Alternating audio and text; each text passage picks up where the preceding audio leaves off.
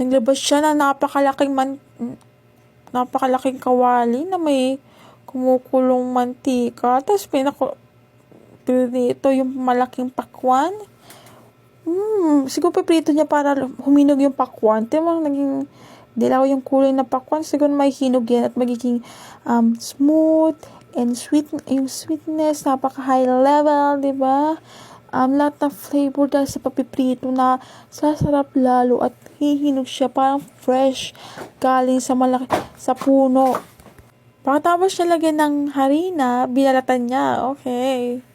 Tapos hihiwain niya na, oh, wow.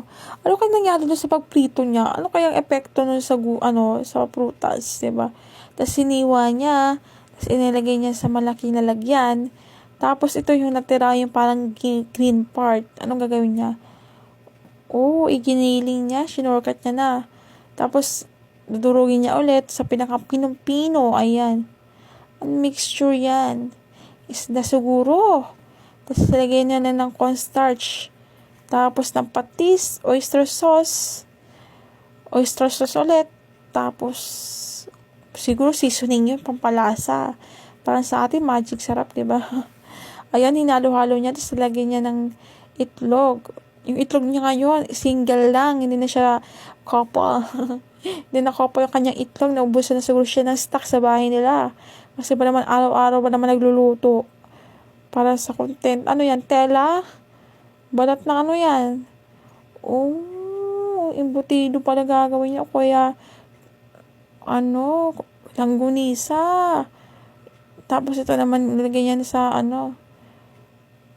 nakalimutan sa Korean, nakalimutan ko yung tawag dyan.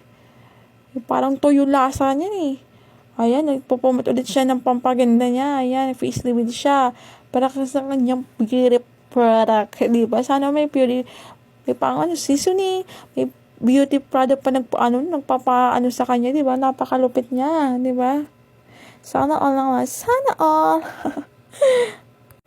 Patapos siya magpaganda, ayan, back to work na ulit siya. At nagising siya ng bawang ba yun?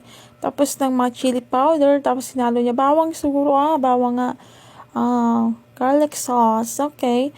Isa yun na yung nilabas niya kanina. Parang imputido siya. Imputido pala gagawin niya, okay. Ayan na yung kanina na isa pa.